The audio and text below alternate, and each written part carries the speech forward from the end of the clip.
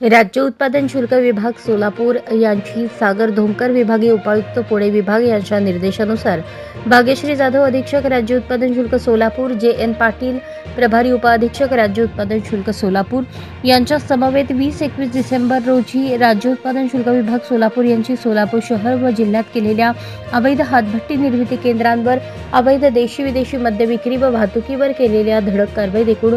22 गुन्हे नोंद करण्यात आले असून 22 जणांवर कारवाई करण्यात आली आहे। सदर कारवाईत 15,140 लिटर रसायन, 1462 लिटर हातभट्टी दारू, 560 लिटर देशी मद्य,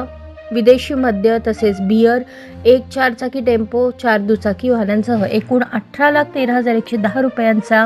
प्रोव्हिजनल गुन्ह्यातील मुद्देमाल जप्त करण्यात आला आहे। या विभागाकडून या कालावधीत अवैध मद्य विक्री करणाऱ्या आणि मद्य पिण्यास परवानगी देणाऱ्या एकूण 8 ढाब्यांवर गुन्हे नोंदवण्यात आले असून 32 आरोपींवर कारवाई करण्यात आली आहे। हॉटेल राजमुद्रा, हॉटेल गोकुळ ढाबा, धनगरवाडा ढाबा, के मटण भाजनालय, हॉटेल अरहान अशा ढाब्यांवर कलम 68 व 84 अन्वये कारवाई चालू करण्यात आली आहे।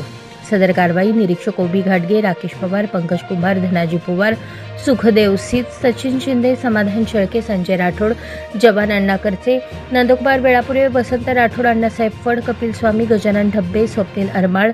योगेश गाडेकर, पंढरीनाथ भुतेकर, केतन तानगावडे, महिला जवान शिवानी मुढे, वाहन चालक दीपाली सलगर, संजय नवले, दीपक वाघमारे यांनी पार पाडले।